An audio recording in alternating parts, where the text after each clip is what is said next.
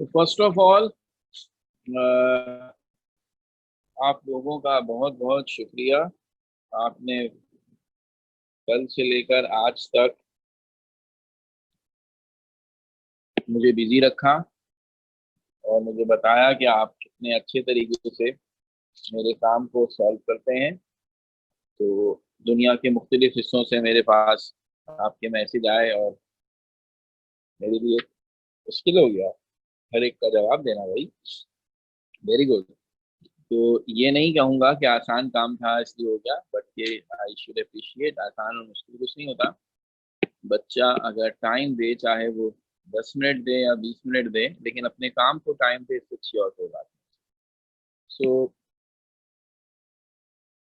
जब तक जवाबात आपके थोड़े थोड़े आ रहे थे तो मैं चेक भी कर रहा था और कमेंट्स लिख के जवाब भी दे रहा था, लेकिन जब वो बहुत ज़्यादा हो गए तो मुझे ख्याल आया कि ये तो मेरे लिए मसला हो जाएगा कि मैं हर एक को चेक करूं और फिर उसके बाद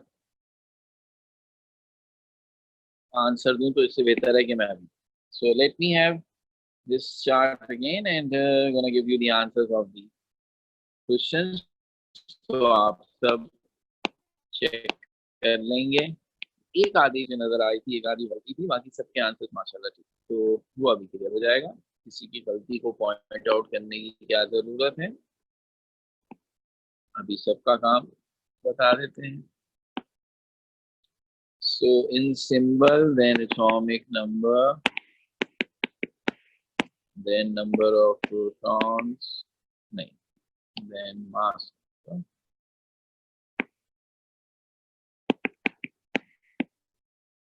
then protons, then neutrons, and then electrons.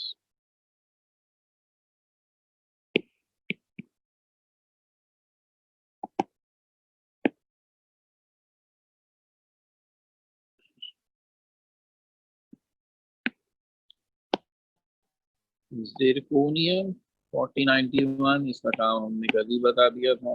Using those three formulas हमने आपको कहा कि एटॉमिक नंबर ही प्रोटॉन्स की तादाद है, और अगर एटम न्यूट्रल है तो वही इलेक्ट्रॉन्स की तादाद है। और न्यूट्रॉन्स के लिए आप मास नंबर में से प्रोटॉन्स को माइनस करते हैं, and so your answer is 51। ठीक है, हमने कर दिया था। Then we have the second one, zinc. ये भी हमने कल कर दिया था एग्जांपल में। Atomic number is 30 and neutrons are 45। So rest of the things, अगर atomic number 30 तो protons भी 30 and electrons भी 30, as the zinc is also neutral, and mass number should be proton plus neutron, so this is 65। इसके बाद आपकी बारी शुरू हुई। done well। तो third one was silver, और हमने उसका दिया मास नंबर 108 और इलेक्ट्रॉन्स की तादाद 46। सिंस सिल्वर इज न्यूट्रल तो ये बात क्लियर हो गई कि इलेक्ट्रॉन प्रोटॉन्स बराबर, और प्रोटॉन्स की तादाद और एटॉमिक नंबर भी बराबर। और न्यूट्रॉन्स के लिए हम मास नंबर में से प्रोटॉन्स की तादाद माइनस करेंगे and 1/2 so this becomes the story of silver. फिर इसके बाद है प्लाटिनम। प्लाटिनम में हमने आपको दिया कि the number of neutrons 117 and the electrons are 78. Since platinum is also neutral, so it's easy to conclude that the protons are 78 and the atomic number is 78 also. And while if we calculate mass number by adding protons and neutrons, it becomes 195. So this is about platinum. Then we have cesium next. Is cesium, where we just give the mass number 133 and the neutrons 78. So if you want to calculate the protons first, so you must subtract mass number and number of neutrons, you will get 55. Protons जितने हैं उतने ही electron और उतना ही mass, atomic number, because cesium is also। आखिरी दो एक special example इसलिए हो गई कि उसमें हमने आपको जो दो चीजें दी वो न्यूट्रल एटम नहीं थे, बल्कि एक में कैटाइन था और एक में। So जो एक आधे बच्चे से गलती भी हुई है वो यही इसी जगह हुई है कि वो शायद इम्पोर्टेंस ऑफ साइन को नहीं रियलाइज कर पाए. So this one is led with +1 charge. +1 charge का मतलब है कि प्रोटॉन में लेड में एक प्रोटॉन इलेक्ट्रॉन से ज्यादा, तो एक पॉजिटिव चार्ज नेगेटिव चार्ज से ज्यादा. तो इस हिसाब से आपको हमने दिया, ये हम दे भी नहीं सके थे इत्तेफाक से. मैंने कल क्वेश्चन कॉपी किया था तो मुझसे मिस हो गया था, पर मैंने आपको मैसेज किया कि इसकी ये दो चीजें आप कॉपी करें. तो अब कहानी ये है कि अगर हम लेड के ऊपर +1 चार्ज देख रहे हैं तो इट मीन्स इसमें एक प्रोटॉन ज्यादा है. तो अगर इलेक्ट्रॉन 81 है तो फिर प्रोटॉन्स जो है वो 82 है. तभी चार्ज डिसबैलेंस है. पॉजिटिव चार्ज 82 है, नेगेटिव चार्ज 81 है, तो ओवरऑल चार्ज हो गया +1. और मास नंबर के लिए हम 82 और 125 को ऐड करते हैं, हमारा आंसर 207 है.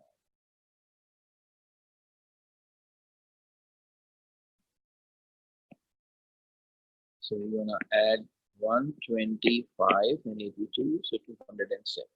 और atomic number तो 82 ही रहेगा. So this is about lead positive. और जो लास्ट एग्जाम्पल है वो थी Br -1, where 36 electrons are there and 80 is the mass. तो हमने यहाँ पर ये कहा कि -1 का मतलब है you have one extra electron. अगर हम एक एक्स्ट्रा इलेक्ट्रॉन है तो इसका मतलब ये है कि प्रोटॉन्स 35 हैं और इलेक्ट्रॉन्स 36, तभी एक नेगेटिव चार्ज एक्स्ट्रा हो गया. और 35 एटॉमिक नंबर भी 35 होगा, और न्यूट्रॉन्स के लिए आप 80 में से 35 माइनस करेंगे तो फिर बिकम्स 45.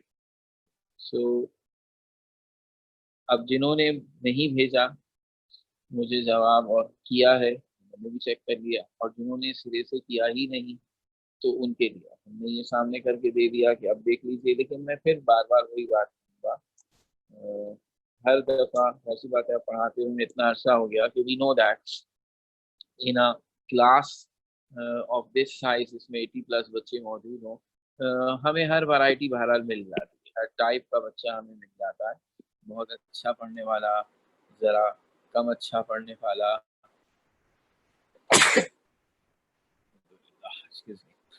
और थोड़ा एवरेज पढ़ने वाला, बिलो एवरेज पढ़ने वाला, बिल्कुल ना पढ़ने वाला. हर तरह के बच्चे होते हैं. और जब हर तरह के बच्चे होते हैं तो ये सारी सिचुएशंस होंगी. कोई काम कर लेगा, ना सिर्फ कर लेगा बल्कि इनफैक्ट दो एक बच्चों ने तो मुझे उस वक्त ही भेज दिया आंसर जब मैंने लेट के इंफॉर्मेशन भी नहीं दी थी. They just saw the book and then they solve it, और उन्होंने भेज दिया. कुछ ने थोड़ी देर बाद भेजा, कुछ आज भी भेजते रहे, कुछ ने नहीं भी भेजा, कुछ ने किया ही नहीं, भेजा भी नहीं, किया भी नहीं. सारी बातें होंगी. तो इसीलिए तो सबका रिजल्ट भी एक जैसा नहीं आता भाई. अब हम जिस स्टेज पे खड़े हैं ना, हमें ये सब चीज़ें नज़र आती हैं. बच्चा एक अपने आप को ही देख रहा होता है, वो अपने लिए ही कुछ इमेजिनेशन कर लेता है. But what's a fact is that कि फ्रॉम 91-92 टिल नाउ मेरा नहीं ख्याल मैंने कोई ऐसी क्लास पढ़ाई हो, या किसी ने भी कभी कोई ऐसी क्लास पढ़ाई हो जिसमें अगर फर्स्ट कर ले 50 बच्चे हैं तो सारे के सारे A1 ग्रेड आ गए. I still remember a class of 1997. ये क्लास आज से 23 ईयर्स हो गए, लेकिन देखिए मुझे आज तक याद है. Aga Khan कॉलेज में थी, batch of 1997. Must be all of them are now professionals, और बहुत ही अच्छी जगह पे होंगे, और कुछ को मैं पर्सनली अभी भी जानता हूँ. उस क्लास में 50 बच्चे थे, 31 A1 ग्रेड आए. एक्स्ट्राऑर्डिनरी क्लास थी. एक या दो बच्चे ऐसे थे जो जिनके ग्रेड C और D आए थे, फेल कोई भी नहीं हुआ था, और 12-13 A ग्रेड थे. लेकिन इम्पोर्टेंट याद है मुझे 31 A1 ग्रेड्स. एक्स्ट्राऑर्डिनरी. मगर 50 तो वो भी नहीं थे ना, सारे तो सारे वो भी नहीं थे. इसका मतलब इतनी अच्छी क्लास होकर, चलो उसमें मेरा कोई कंट्रीब्यूशन था नहीं था, थोड़ा था, मैं अकेला थोड़ी पढ़ा रहा था, 5 टीचर और भी पढ़ा रहे थे, सारी बात है. और बच्चे, इसका मतलब है सबसे इम्पोर्टेंट हुआ ना, वो इतना अच्छा पढ़ते थे. लेकिन व्हाई नॉट ऑल 50? तो वही वजह है कि सिर्फ अच्छे टीचर मिल जाना, अच्छा माहौल मिल जाना, अच्छे साथी मिल जाना, दैट्स नॉट इनफ. इन सब का ये फैसिलिटेटर्स हैं जो आपकी परफॉर्मेंस को फैसिलिटेट कर रहे हैं. इसमें असल रोल आप खुद हैं, आप खुद कितनी मेहनत करते हैं। तो उनमें वो बच्चे जो पीछे रह गए, ऑब्वियसली वो उन्हीं कैटेगरी से थी कि जो काम कर रहे हैं, तभी उनका ए ग्रेड तो आया ना, काम तो कर रहे हैं, लेकिन वो एक स्टेप आगे बढ़ के नहीं करते, थोड़ा सा कहीं ना कहीं कमजोर पड़ जाते हैं, चीजों को इजी ले लेते हैं, बस वो नहीं करना। अगर आप चाहते हैं कि आपका रिजल्ट अच्छा है तो भाई अब तो वैसे ही हालात ऐसे अजीबो गरीब से हुए हैं कि अब तो हमें ये भी नहीं पता चलता कि अब आगे आपको कहें क्या। तो एक साल आप बगैर इम्तिहान दिए गुजार चुके, things are not even clear now, कुछ पता नहीं चल रहा है। कल फिर उन्होंने अनाउंसमेंट ये किया है कि they are looking for opening the institutions in September, और with a very strict SOP, वो जो मैंने अभी थोड़ी देर पहले एसओपी सुने, वो जिस किस्म की बात वो है, वो एक नॉर्मल स्टडी तो नहीं होगी, वो एक खाना पूरी हो जाए, आपको कॉलेज या स्कूल में बुला लिया जाए, लेकिन वो जिस तरह से बच्चे भी बड़ा मुश्किल होगा मैनेज करना, we can not call it norms. और वही वाली बात है ना, पढ़ाई और बाकी प्रोफेशंस में फर्क है। आप भी जानते हो, खुद मैं भी ये समझता हूँ कि मैं तो पढ़ाने से ताल्लुक है, लेकिन अगर फर्ज कर लीजिए जिस किस्म की एनवायरनमेंट में मैं पढ़ने का आदी या पढ़ाने का आदी, उसमें जरा सी गड़बड़ हो तो मैं डिस्टर्ब हो जाता हूँ। मैं भी हो जाता हूँ, आप भी होते हैं। आप होता है ना कि घर में अगर फर्ज करने मेहमान आए हुए, शोर हो रहा है, तो आप कॉन्सेंट्रेशन से नहीं पढ़ सकते, चीज़ें आपके हिसाब से सही नहीं है और एबनॉर्मल एक्टिविटी है कोई, तो तबीयत ही ख़राब है, तो आदमी उस कॉन्सेंट्रेशन से नहीं पढ़ सकता। तो ऐसे नए हालात में खाना पूरी तो हो जाएगी पढ़ाई की, लेकिन सही मायनों में बच्चे कॉन्सेंट्रेट नहीं कर सकेंगे।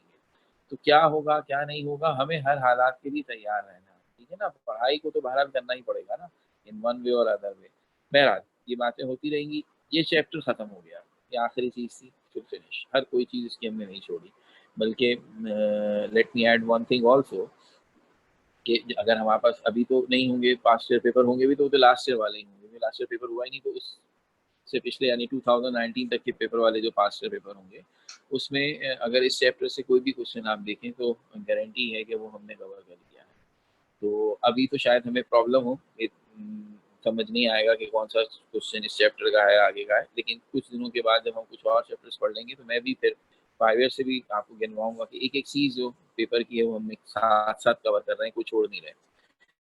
चैप्टर 2 पे आ जाते हैं। चैप्टर 1 इस छोटा चैप्टर ज़रूर था कंपैरेटिवली, लेकिन इसके साथ सबसे बड़ी प्रॉब्लम या इम्पोर्टेंट बात ये थी कि ये पूरी इनऑर्गेनिक का वाहिद चैप्टर था जिसमें कुछ कॉन्सेप्चुअल चीज़ें हैं, समझाने की चीज़ें थी। दैट्स वाई छोटा होने के बावजूद इट टेक्स टाइम।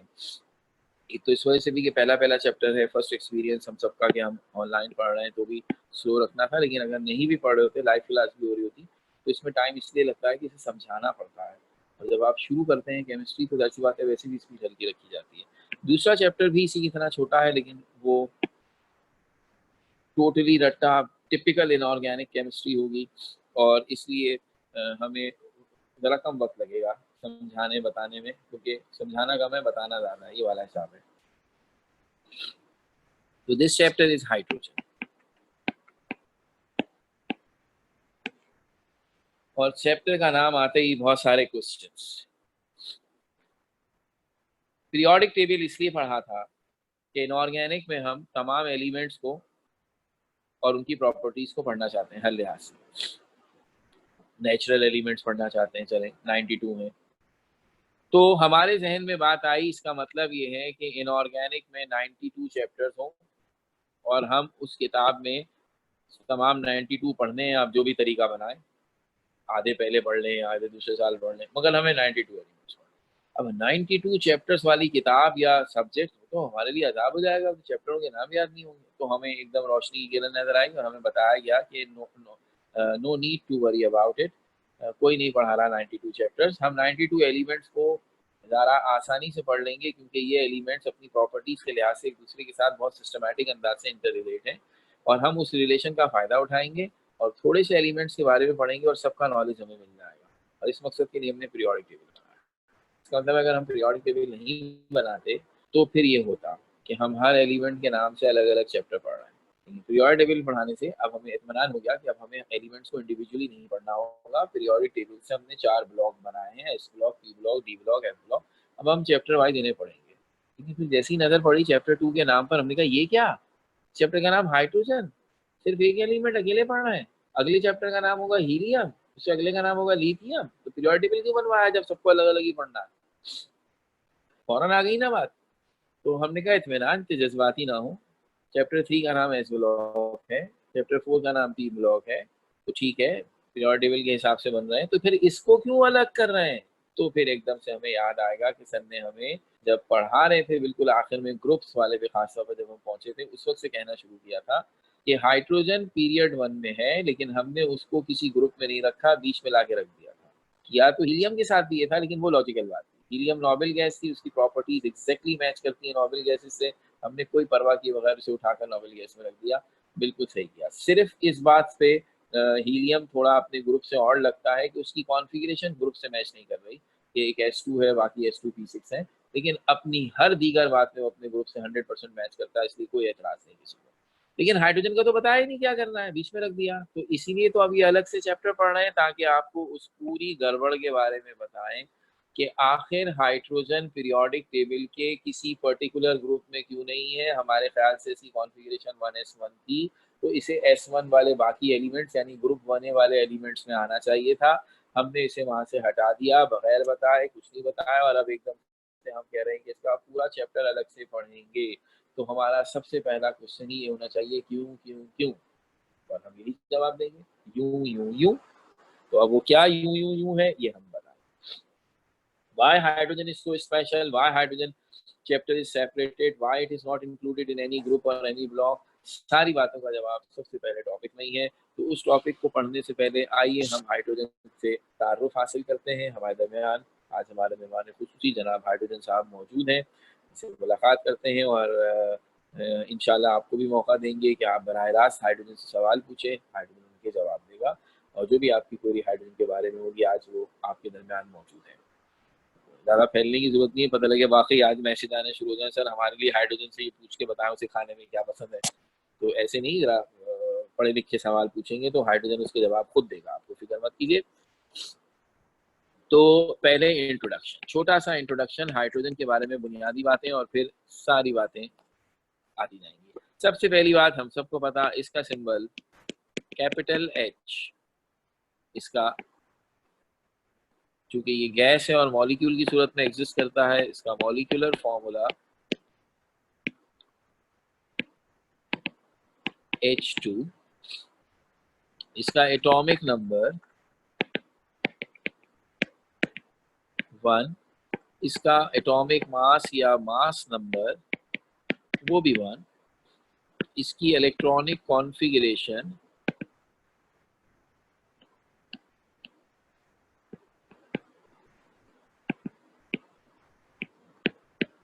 1s1, इसकी वैलेंसी 1, इसकी स्टेट गैस, इसकी नेचर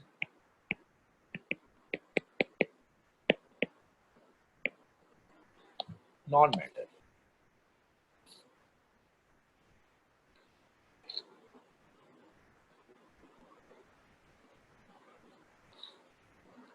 ये इसकी बारे में बुनियादी बात है। और एक इंटरेस्टिंग बात, इम्पोर्टेंट इसकी feature, it is the most abundant element of the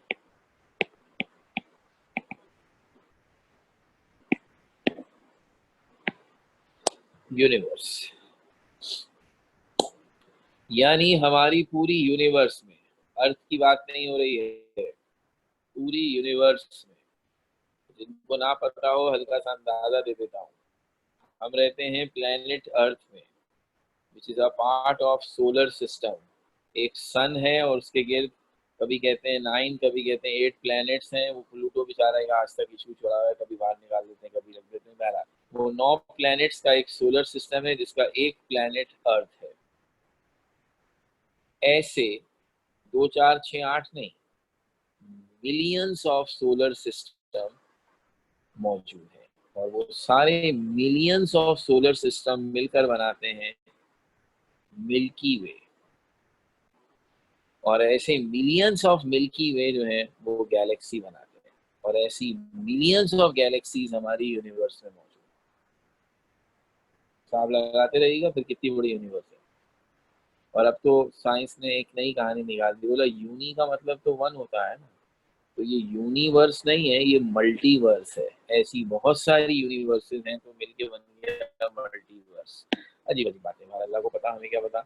हमारा कहना ये है कि सिर्फ प्लेनेट अर्थ पर बात की जाए तो इस प्लेनेट अर्थ में ऑक्सीजन अर्थ क्रस्ट पे सबसे ज्यादा मिलता है 50%। तो हम प्लेनेट अर्थ की बात नहीं कर रहे हैं, हम पूरी यूनिवर्स की बात करें तो हमारा एस्टिमेशन है, क्योंकि जाहिर सी बात है यूनिवर्स इतनी बड़ी जितनी हम बता रहे हैं इसकी तो नॉलेज है भी नहीं हमारे पास, लेकिन जो जो भी बेस्ट अप्रोक्सीमेट नॉलेज है वो ये सजेस्ट करती है कि 75% atoms of the universe are hydrogen. पूरे पूरे स्टार्स प्लैनेट्स हाइड्रोजन के बने हुए हैं, इसलिए ये सबसे अबंडेंट एलिमेंट है, ये इसकी इम्पोर्टेंस है, सबसे ज्यादा अहम बात है। ठीक है ना, ये तारुफ हो गया। अब अपने काम पे आए। चैप्टर का पहला क्वेश्चन शॉर्ट लॉन्ग दोनों में आता है, सबसे बड़ा टॉपिक, सबसे अहम टॉपिक, और हमारे हर सवाल का जवाब इसमें मौजूद है, और ये है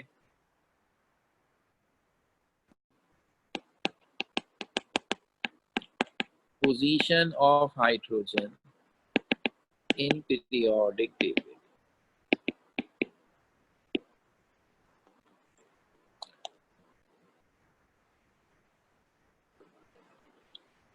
यानी उसी बात से आगाज कर रहे हैं कि आखिर हाइड्रोजन के साथ हमने जो सलूक किया था कि इसका ग्रुप खत्म कर दिया था, ये क्या मामला है। हमने कहा हाइड्रोजन एक ऐसा यूनिक एलिमेंट है, ऐसा अजीबो गरीब एलिमेंट है, यानी पहला एलिमेंट ही हमारे लिए दर्द सर है कि उसकी प्रॉपर्टीज एग्जैक्टली किसी भी पर्टिकुलर ग्रुप ऑफ एलिमेंट से मैच नहीं करती। इसलिए ग्रुप वन है तो क्या, हम इसे किसी भी ग्रुप में रखें हमें कोई ना कोई प्रॉब्लम रहती है, और इसी वजह से हमने इसे पीरियोडिक टेबल में, इसके पीरियड पर तो कोई एतराज नहीं, इसका पीरियड फर्स्ट है, लेकिन ये किस ग्रुप में होगा ये हम तय नहीं कर पा रहे, इसके लिए कोई भी ग्रुप सूटेबल नहीं है। जब ये किसी भी ग्रुप में सूटेबल नहीं है तो ऑब्वियसली फिर हम इसे पढ़ेंगे किस तरह, किसी भी ग्रुप के साथ नहीं पढ़ सकते, किसी भी ब्लॉक के साथ नहीं पढ़ सकते, तो इसे सेपरेट इंडिविजुअल पढ़ा जा रहा है। यानी यूं कह लीजिए कि ये हमारे मॉडर्न पीरियोडिक टेबल का एक सीरियस ड्रॉबैक हो गया। दावा तो यही किया ना आपने कि सारे एलिमेंट्स को हम उनके पीरियोडिक कैरेक्टर की बेस पर क्लासिफाई कर सकते हैं, तो हमने कहा एक्सक्यूज मी, सारे कर सकते होंगे, हाइड्रोजन को नहीं कर सके आप। तो हाइड्रोजन पीरियोडिक टेबल में अपनी पोजीशन नहीं सेट कर सका, जिसकी नतीजा क्या निकला, क्या तय हुआ था, अगर पीरियोडिक टेबल नहीं बनेगा तो क्या करेंगे, हर एलिमेंट को अकेले अकेले पढ़ेंगे। तो अब माशाल्लाह से सारे ही एलिमेंट अरेंज हो गए, सिर्फ एक हाइड्रोजन नहीं हुआ, तो फिर क्या नतीजा निकलेगा, हाइड्रोजन को अकेले पढ़ना पड़ेगा, खत्म हो गई बात। तो अब हमारे सिलेबस की डिवीजन ये हो गई कि पीरियोडिक टेबल से 4 ब्लॉक्स बने हैं, एसपीडीएफ, और हाइड्रोजन अलग है, वो किसी से के साथ शामिल नहीं है। इस तरह पीरियोडिक टेबल ने हमें 5 हिस्से दे दिए, हाइड्रोजन अलग पढ़ो, फिर एस ब्लॉक, फिर पी ब्लॉक, फिर डी ब्लॉक, फिर एफ ब्लॉक। सिलेबस की आसानी के लिए एफ ब्लॉक हम पढ़ते नहीं है, तो इस तरह chapter 2 hydrogen, chapter 3 S block, chapter 4 P block, chapter 5 D block, ये कहानी है। तो अब सवाल ये पैदा हुआ, आखिर हाइड्रोजन में ऐसी क्या खूबियां हैं जो आपने इतना बड़ा इल्जाम हाइड्रोजन को लगा दिया। तो इस टॉपिक में हम आपको यही समझाएंगे और साबित करेंगे कि हाइड्रोजन की इतनी अजीबो गरीब या वर्सटाइल खूबियां हैं कि वो किसी एक ग्रुप से मैच नहीं कर पाती। ये ऑल अराउंडर है, इसमें ऐसी खूबियां हैं जो कई ग्रुप्स के साथ थोड़ी थोड़ी मैच कर रही हैं। तो जब कई ग्रुप्स के साथ थोड़ी थोड़ी मैच कर रही हैं तो हमसे कहा कि जिन लोगों को क्रिकेट का पता है उसमें ये लफ्ज आता है ना, ऑल अराउंडर। ऑल अराउंडर वो होता है जो बैटिंग भी बहुत अच्छी करे और बॉलिंग भी बहुत अच्छी करे। तो फिर उसके लिए ये नई कैटेगरी निकाली जो उसे ऑलराउंडर कहते हैं, क्योंकि वो बैट्समैन भी होता है और वो बॉलर भी होता है। तो अगर हम रेटिंग करते हैं the best batsman of the world तो उसमें भी शामिल करते हैं उसको, अगर वो अच्छा खिलाड़ी है। और अगर बेस्ट बॉलर्स बनाते हैं तो उसमें भी आ जाता है, क्योंकि वो तो दोनों काम कर रहा है, तो उसके लिए फिर लफ्ज ऑलराउंडर आ जाता है। इस तरह हाइड्रोजन भी समझिए ऑलराउंडर है, वो एक दो नहीं 3 ग्रुप्स के साथ सिमिलैरिटी शो करता है। तो अब ज्यादती है ना, अगर हम 3 के साथ वो सिमिलैरिटी शो कर रहा है और हम उसे किसी एक में डाल दें और बाकी 2 से निकाल दें, ये क्या हुआ? अब हमारा जो कहना चाहिए कि शाहिद खान आफरीदी साहब थे, मैंने नाम याद कर रहा था किसका नाम हो, मुझे यही सबको याद होगा। ऑलराउंडर हैं, बॉलिंग भी करते थे, बैटिंग भी करते थे, जिस स्टैंडर्ड की करते थे उसमें मैं बहस नहीं कर रहा हूँ, किसी को अच्छी लगे किसी को ना लगे, लेकिन दोनों चीजें। तो अब मैं उसको सिर्फ बॉलर कहूँ तो भी ज्यादती है, सिर्फ बैट्समैन कहूँ तो भी ज्यादती है, उसके लिए नई कैटेगरी डिफाइन हो गई। तो अब इसी तरह हाइड्रोजन के लिए भी हम यही कह रहे हैं, सवाल पे तो वो कौन से ग्रुप है सर जिनसे ये मिलता है? हमारे ख्याल से तो इसकी कॉन्फ़िगरेशन 1s1 है, नो क्वेश्चन अबाउट इट, कैसे ग्रुप बने हुए रखे हैं। तो आइए कहानी का आगाज करते हैं। जी हाँ, चूंकि हाइड्रोजन की कॉन्फ़िगरेशन 1s1 है, इसलिए फौरन और इनिशियल ख्याल ये आया कि हाइड्रोजन जाओ बेटा ग्रुप बने में बैठ जाओ। हमने हाइड्रोजन को ग्रुप बने में बिठाया, एक खड्डा खड़ा हो गया। कैसे खड़ा हो गया? बोले ग्रुप 7 वाले आ गए ग्रुप बने वालों के पास, बोले हमारा आदमी वापस करो। तुम्हारा आदमी कौन? बोले ये हाइड्रोजन जो तुम लोगों के साथ बैठा हुआ है हमारा है। बोले तुम्हारा कैसे हो गया? इसकी तो कॉन्फ़िगरेशन 1s1 है। बोले इसके लास्ट ऑर्बिट में कितने इलेक्ट्रॉन है? एक। अब भी गौर से सुनिए, हाइड्रोजन के लास्ट ऑर्बिट में कितने इलेक्ट्रॉन है? एक। ग्रुप बने के लास्ट ऑर्बिट में कितने इलेक्ट्रॉन है? एक। किसमें रखूं? ग्रुप बने में। हेलोजन बोला नहीं, आप हाइड्रोजन से पूछो तुम्हें अपना ऑर्बिट पूरा करने के लिए कितने इलेक्ट्रॉन चाहिए। अब आप खुद सोचिए, हाइड्रोजन की कॉन्फ़िगरेशन 1s1, सिर्फ फर्स्ट ऑर्बिट है, फर्स्ट ऑर्बिट में टोटल कितने इलेक्ट्रॉन आते हैं? दो। अगर हाइड्रोजन चाहता है मेरा ऑर्बिट भर जाए तो उसे कितने इलेक्ट्रॉन चाहिए? एक। इसका मतलब है हाइड्रोजन वो एलिमेंट है जिसे अपना ऑर्बिट भरने के लिए, नोबेल गैस बनने के लिए एक इलेक्ट्रॉन चाहिए। और हेलोजेंस ग्रुप 7 में है, उनके लास्ट ऑर्बिट में 7 इलेक्ट्रॉन होंगे, लेकिन इलेक्ट्रॉन चाहिए, बोला एक।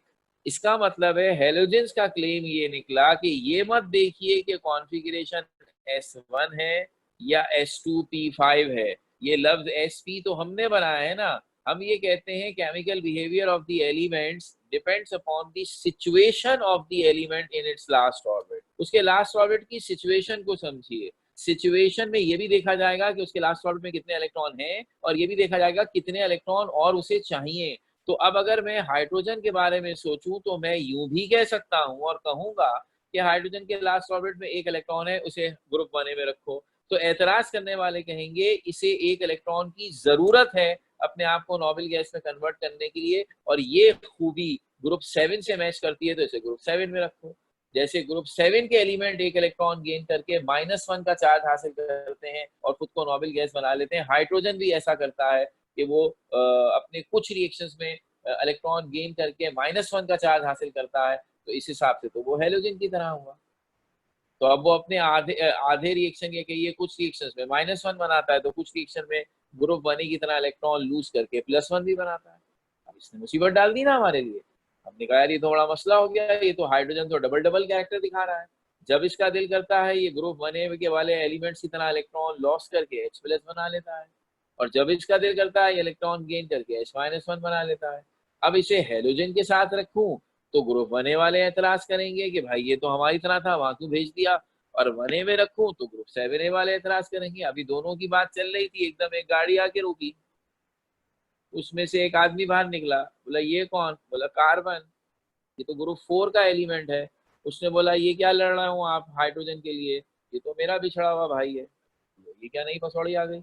अभी ग्रुप 4 वालों को क्या प्रॉब्लम है, वो किस तरह हाइड्रोजन को क्लेम कर रहे हैं?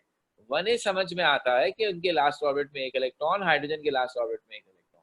7 समझ में आता है कि उसके लास्ट ऑर्बिट में 7 इलेक्ट्रॉन और एक इलेक्ट्रॉन की उसे जरूरत है, हाइड्रोजन को भी एक इलेक्ट्रॉन की जरूरत है। लेकिन ये 4 कहां से आ गया हाइड्रोजन लेके जाने के लिए? तो 4 वालों ने समझाया कि हाइड्रोजन का असल प्रॉब्लम क्या आ रहा है कि ये चाहे तो इलेक्ट्रॉन लूज भी कर सकता है, ये चाहे तो इलेक्ट्रॉन गेन भी कर सकता है, क्योंकि इसका लास्ट ऑर्बिट हाफ फिल है।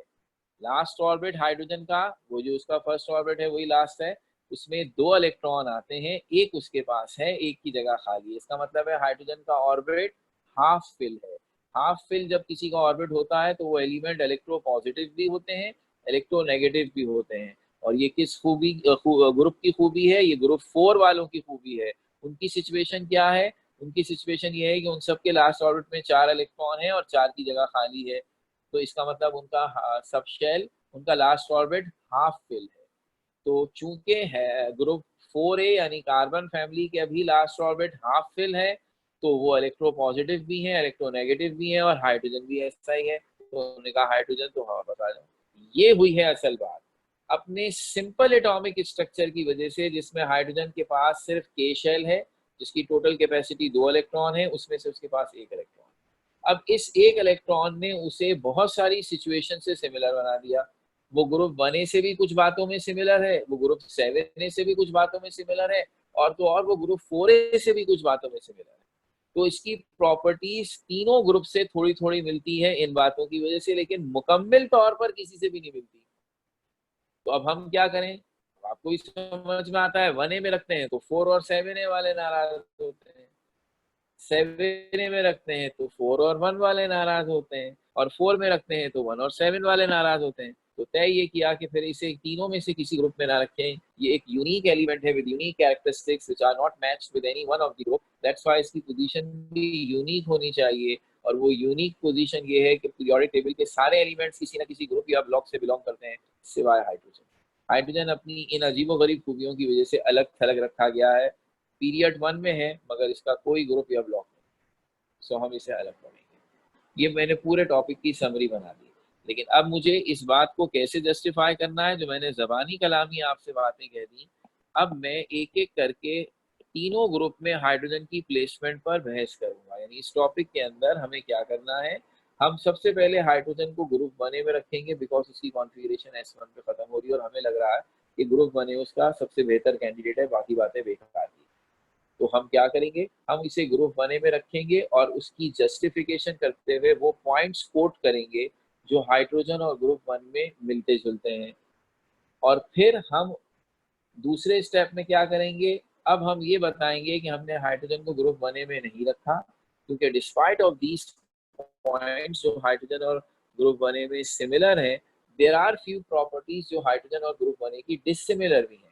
तो जब हम आपके सामने वो बातें लिखेंगे जो हाइड्रोजन और ग्रुप 1a में डिफर करती हैं, तो आप कन्विंस हो जाएंगे कि हाँ सर, जब इतने डिफरेंसेस हैं हाइड्रोजन के और ग्रुप 1a के, तो फिर इसे यहाँ नहीं लिखना चाहिए।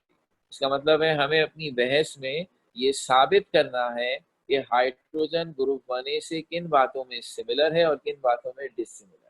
फिर यही काम हम ग्रुप 7a के साथ करेंगे। हम कोट करेंगे हाइड्रोजन ग्रुप 7a में किन बातों से सिमिलर है और किन बातों से डिसिमिलर है, और यही 4a में करेंगे। जब हम तीनों ग्रुप्स में ये बातें बता देंगे कि देख लीजिए कि हाइड्रोजन इन तीनों ग्रुप्स के साथ थोड़ी थोड़ी सिमिलैरिटी शो करता है मगर डिसिमिलैरिटी भी करता है, और इस वजह से ये मुनासिब नहीं होगा कि इनमें से किसी भी ग्रुप में हाइड्रोजन को रखा जाए। ठीक हो गई बात? तो हम ये अब पूरी बहस करते हैं। बहरहाल अब फायदे की बात सारा ये है कि ये सारी बात नहीं थी जो मैंने आपके कान में डाल दी। अब हम जब ये बहस कर रहे होंगे तो जो पॉइंट्स लिखे जाएंगे सिमिलैरिटीज और डिसिमिलैरिटीज, उन सब का ताल्लुक पीरियोडिक टेबल से ही है। तो आपको अभी भी ऐसे ही लगेगा जैसे हम उसी चैप्टर का ही एक हिस्सा फिर से डिस्कस कर रहे हैं। तो सबसे पहले एक छोटा सा इंट्रो लिख देते हैं यहाँ पर, और वो क्या है,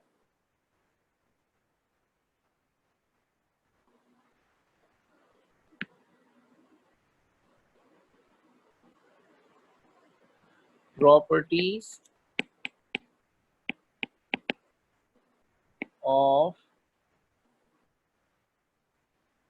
properties and electronic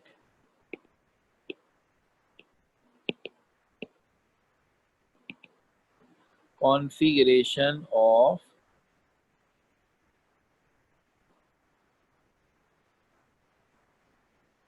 hydrogen are similar to group 1a, 4a and 7a.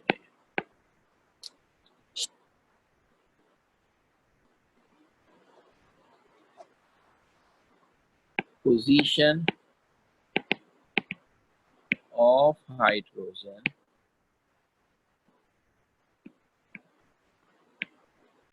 in these groups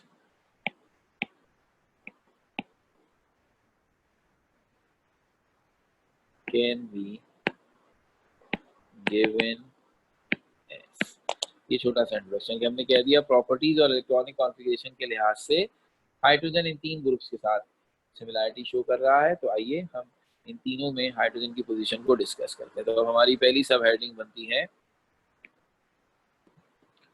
position of hydrogen in group 1A।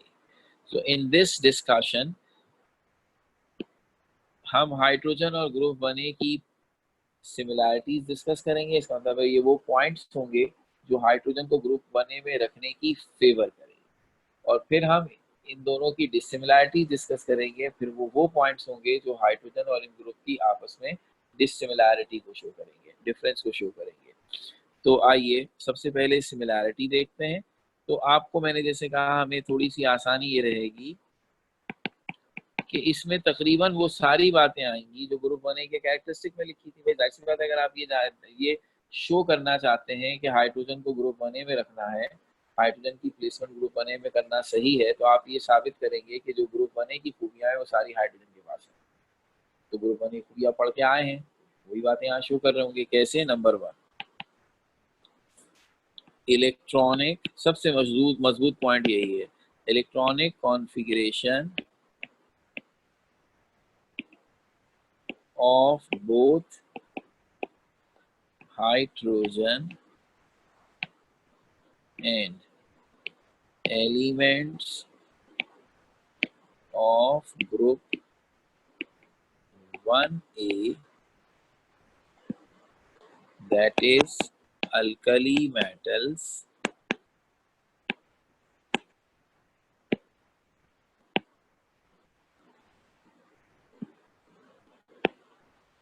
ends at S1। तो पहली और सबसे अहम बात, हाइड्रोजन और ग्रुप 1A के सारे एलिमेंट जिनको अल्कली मेटल्स कहते हैं, उन सब की कॉन्फ़िगरेशन S1 पर खत्म होती है। सबसे स्ट्रॉन्ग पॉइंट इसीलिए है क्योंकि बाकी तमाम एलिमेंट्स इसी बेस पर अरेंज किए गए हैं कि बस कॉन्फ़िगरेशन देख लो किसकी किससे मैच करती है। हाइड्रोजन में ये इसलिए गड़बड़ हो रही है कि सारे एलिमेंट्स की प्रॉपर्टीज सिंपली उनकी कॉन्फ़िगरेशन से ही हम इंटरप्रेट कर लेते हैं। हाइड्रोजन इस वजह से फंसता है कि ये फर्स्ट ऑर्बिट वाला एलिमेंट है, जिसमें सबसे बड़ी प्रॉब्लम ये है कि उसमें ना कोई पी सब शेल है, ना डी, ना एफ, सिर्फ एस है। तो ऐसी कुल कायनात है। तो S1 का मतलब है कि ये एलिमेंट, इस एलिमेंट के लास्ट ऑर्बिट में एक इलेक्ट्रॉन है और एक की जगह खाली है। ये जो फीचर है ना, इसने मरवा दिया। जबकि बाकी सारे ग्रुप 1A के जो एलिमेंट्स है ना, लिथियम से लेके फ्रेंजियम तक, उन सब के लास्ट ऑर्बिट में S1 कॉन्फ़िगरेशन है। तो साथ में 7 और इलेक्ट्रॉन्स की जगह खाली है। तो उसमें आउट ऑफ 8 एक इलेक्ट्रॉन है, यहाँ आउट ऑफ 2 की कैपेसिटी में एक इलेक्ट्रॉन है। इसने मामला खराब कर दिया। बहरहाल ये पहला पॉइंट। दूसरी पॉइंट, अभी तो हम सिमिलैरिटी बता रहे हैं, तो जानबूझ के वो बातें कहेंगे जो सेम है। तो दूसरे बात में लिखा गया, both hydrogen and alkali metals contain one electron in their last orbit। दोनों के लास्ट ऑर्बिट में एक इलेक्ट्रॉन। तीसरी बात, valency of hydrogen and elements of group 1A is 1।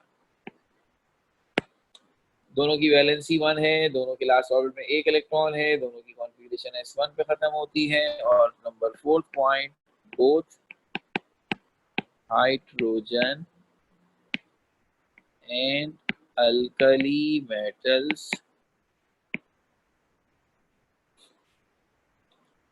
are electropositive and tends to lose one electron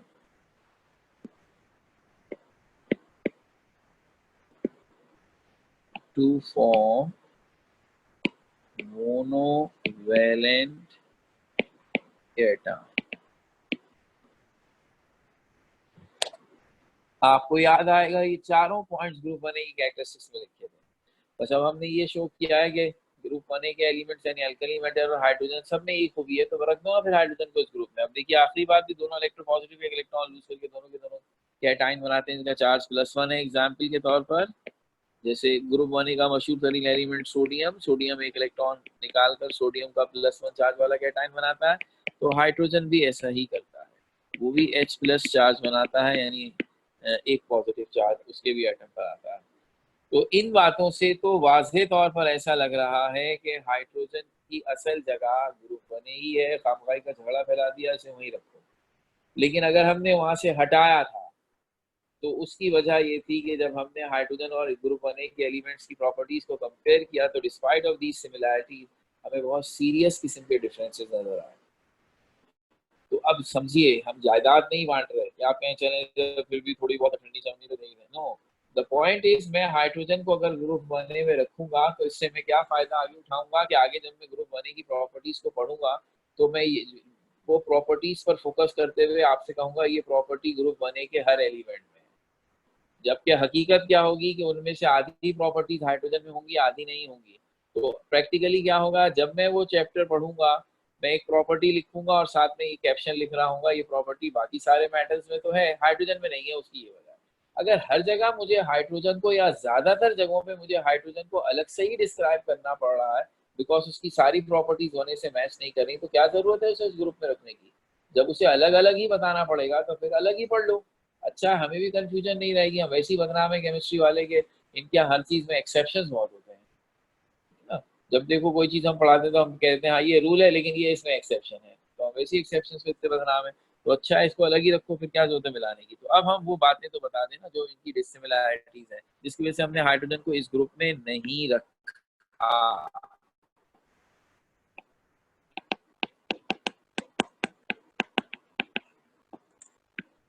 वो क्या है, elements of group 1A are all metals and solid, but hydrogen is gas and non-metal। तो सबसे पहला तो मसला आ गया जात बिरादरी का, कह लीजिए।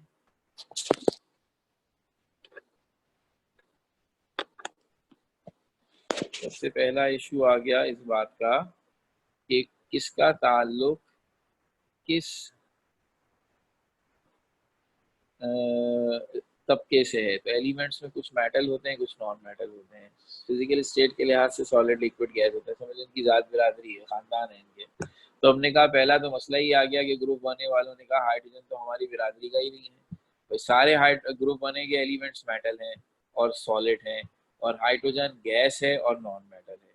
तो इस वजह से कि वो नॉन मेटल है और वो गैशियस स्टेट में है, उसकी फिजिकल स्टेट और जो मेन नेचर है एलिमेंट्स की वो मैच नहीं करती।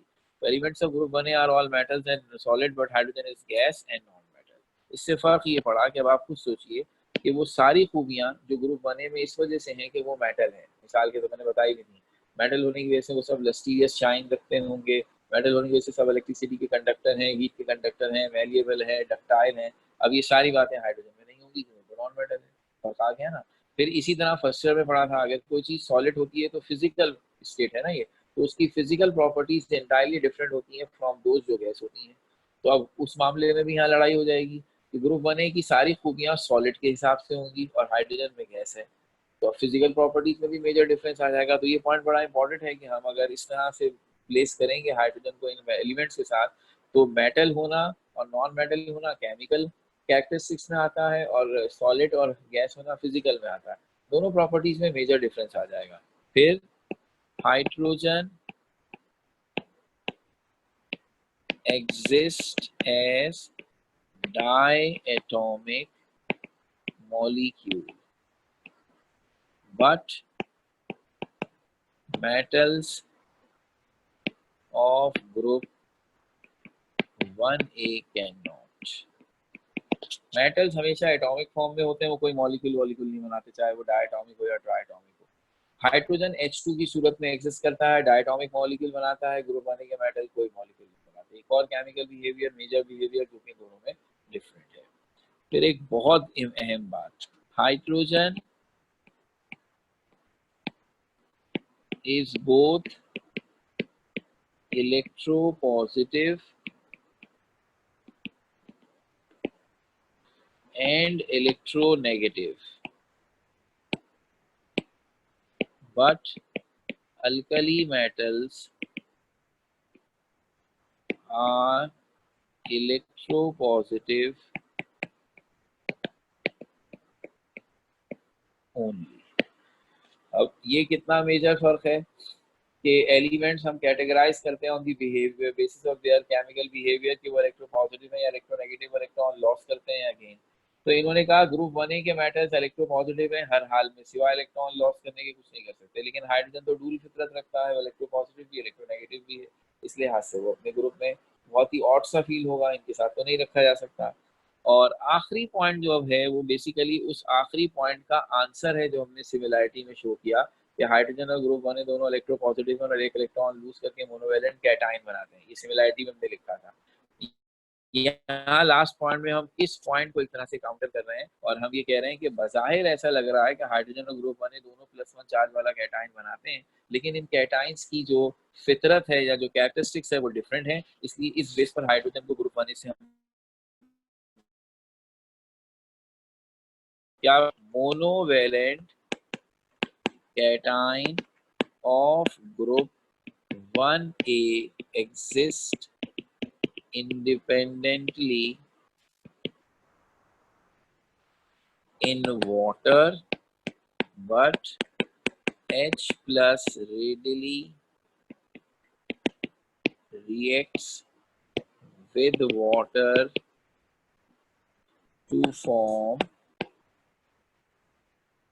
hydronium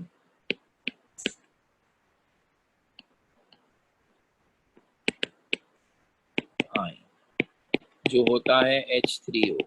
यानी इन्होंने कहा कि अगर ग्रुप 1A के मेटल्स कैटायन बनाते हैं तो ये कैटायन पानी में इंडिपेंडेंट एग्जिस्टेंस रखते हैं, पानी के साथ कोई इंटरेक्शन नहीं करते। लेकिन जो H+ वाला कैटायन है ये इंडिपेंडेंट एग्जिस्टेंस नहीं रखता, जैसे ही पानी में आता है पानी के साथ मिलकर ये H3O+ बना देता है, जिसको आप हाइड्रोनियम आयन कहते हैं। तो इस लिहाज से इस कैटायन का बिहेवियर और ग्रुप 1A के कैटायन का बिहेवियर एक जैसा नहीं है। तो अब अगर 4 बातें सिमिलर थी तो 4 ही बहुत जबरदस्त बातें डिसिमिलर भी हो गई हैं। इसलिए अब ये कंक्लूजन बनता है हमारा कि due to these dissimilarities hydrogen should not be placed in group 1। तो हमें हाइड्रोजन को ग्रुप 1A में नहीं रखना चाहिए। तो ये अभी सिर्फ पहले ग्रुप का मामला तय हुआ है, हमने पहले ग्रुप में ये तय कर लिया कि ये इस ग्रुप में नहीं रखा जाएगा। अब हम इसी तरह ग्रुप 4 और 7 को डिस्कस करेंगे, तब पूरी बात कंप्लीट होगी। तो ये अभी कंटिन्यू है, थोड़ा सा टाइम मैंने ज़्यादा ले लिया, इसलिए मैं फौरन क्लास खत्म कर रहा हूँ। अगर कोई क्वेश्चन हैं तो अगली क्लास के लिए बचा के रखिएगा। Thank you. ये स्लाइड्स मैं आपसे शेयर कर लूँगा।